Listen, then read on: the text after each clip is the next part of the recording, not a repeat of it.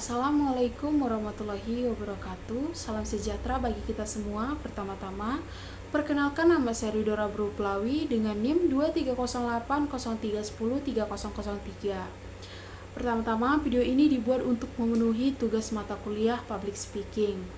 Tema yang saya angkat pada kali ini adalah mengenai bagaimana kecerdasan buatan AI mengubah cara kita belajar.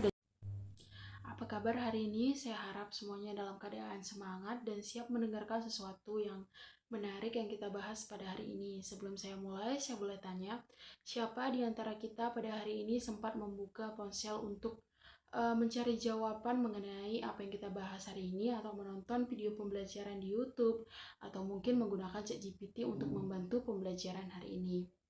Ya, pasti kita semua sering menggunakannya. Tanpa kita sadari, semua itu adalah bagian dari kecerdasan buatan atau yang sering kita sebut dengan AI. Teman-teman, saat ini dunia sedang mengalami revolusi besar yang disebut revolusi industri 4.0, di mana teknologi digital, internet, dan kecerdasan buatan bekerja bersama untuk mempermudah hidup manusia. AI bukan lagi sekedar robot di film-film fiksi ilmiah, tapi sudah menjadi bagian nyata dalam kehidupan kita, mulai dari ponsel yang kita gunakan, aplikasi transportasi seperti Gojek, Grab, hingga sistem rekomendasi film di Netflix. Semuanya digerakkan oleh AI. Menurut laporan World yang saya baca di Economic Forum 2023, lebih dari 85 juta pekerja di dunia mungkin akan digantikan oleh otomatisasi, tetapi pada saat yang sama 90 juta jenis pekerjaan baru akan muncul berkat perkembangan teknologi termasuk AI. Artinya AI bukan untuk menakutkan kita, tetapi untuk kita pahami dan memanfaatkannya sebaik-baiknya. Mari kita bahas dari dunia yang paling dekat dengan kita, yaitu pendidikan. Kita semua tahu bahwa proses belajar kini telah banyak berubah. Dulu kita hanya mengandalkan guru, papan tulis, dan buku pelajaran. Sekarang kita memiliki akses tak terbatas ke informasi berkat teknologi, terutama AI. Aplikasi seperti Google Classroom, Khan Academic, dan ChatGPT menggunakan kecerdasan buatan untuk membantu proses belajar kita.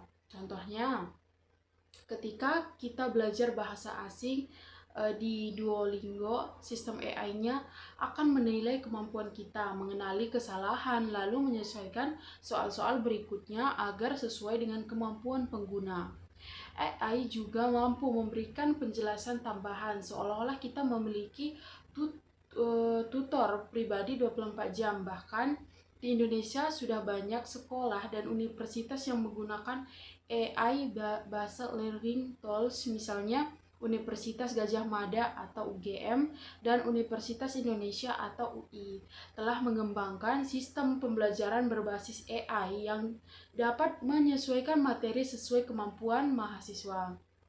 Namun, penting untuk diingat bahwa AI tidak bisa menggantikan peran guru sepenuhnya. Guru bukan hanya penyampai informasi, tetapi juga pembimbing karakter, empati, dan nilai moral. AI dapat memberitahu kita apa yang benar, tetapi hanya manusia yang bisa mengajarkan mengapa hal itu benar. Jadi, seperti itu teman-teman, ada kelebihan dan kekurangan dari AI. Kalau kita memakainya ke hal yang positif akan menjadi positif, tetapi kalau kita memakainya ke hal yang negatif akan menjadi negatif. Jadi itu semua tergantung kita. Walaupun ada AI, kita bisa tetap menjalankannya dengan hal yang positif. Seperti belajar menggunakan AI bukan berarti mengcopy paste semua dari AI seperti ChatGPT langsung di copy paste.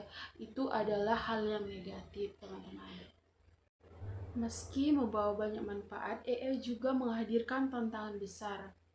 Masalah seperti privasi data, penyebaran informasi palsu atau hoax, dan bisa algoritma sering terjadi. Sebagai contoh, beberapa sistem AI terbukti membuat keputusan yang tidak adil karena ada data pelatihannya tidak seimbang, misalnya dalam rekrutmen kerja otomatis. Jika datanya lebih banyak dari kelompok tertentu, hasilnya bisa bias. Selain itu, AI juga sering digunakan untuk membuat deepfake, yaitu video atau suara palsu yang terlihat sangat nyata sehingga bisa menyesatkan masyarakat. Oleh karena itu, kita sebagai generasi muda harus belajar menggunakan AI secara etis dan bertanggung jawab. Kita perlu menanamkan prinsip bahwa teknologi harus digunakan untuk membantu manusia, bukan untuk merugikan orang lain. Kecerdasan buatan telah mengubah cara kita belajar, bekerja, dan berpikir. AI membantu kita menemukan informasi lebih cepat, menyelesaikan pekerjaan lebih efisien, dan membuka peluang baru yang belum pernah ada sebelumnya.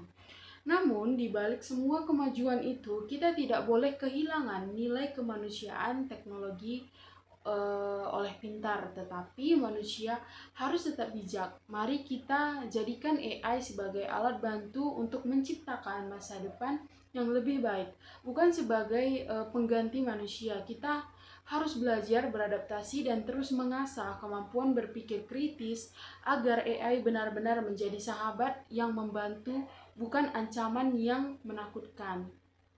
Baik, terima kasih atas perhatian teman-teman semua. Saya ingin menutup dengan satu pertanyaan yang reflektif.